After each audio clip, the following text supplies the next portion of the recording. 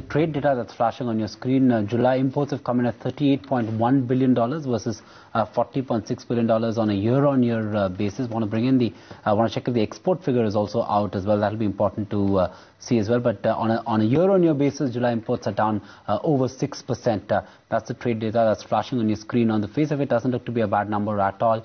On the face of it, it's a 6% year-on-year drop in imports as far as for the month of July is concerned. Let's see if we've got the export figure as well. That'll give us a better sense of what the trade gap is as well. We'll wait for that to flash on your screen there, but at least imports seem to be pretty okay, and we can see some sort of a recovery there in our markets as well, Aisha.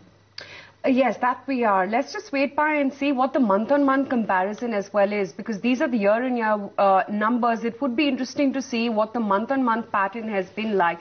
Still awaiting those details. The July imports, they stand at $38.1 billion versus a comparable of $40.6 billion. That is in the same period last year. So we just have the year-on-year figures with us. Still awaiting what the month-on-month comparison looks like. The April-July imports, they have come in higher by about almost 2.8%. $160.74 billion is where they stand. We've got Sagato Bhattacharya, economist at Axis Bank, who joins in on the phone line. Sagato, imports at $38.1 billion. On a year-on-year basis, it's come down, but I think on a month-on-month basis, it's gone up again. So a bit of a disappointment there?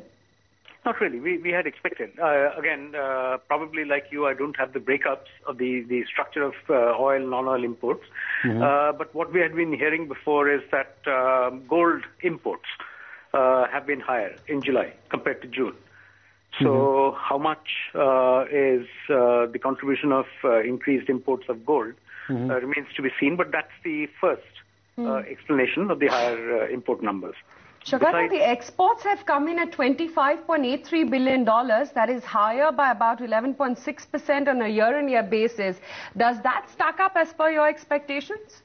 Bit. I think it's a bit higher than expectations, because remember, over the last 3 months, the export numbers have been stuck around 23, 24.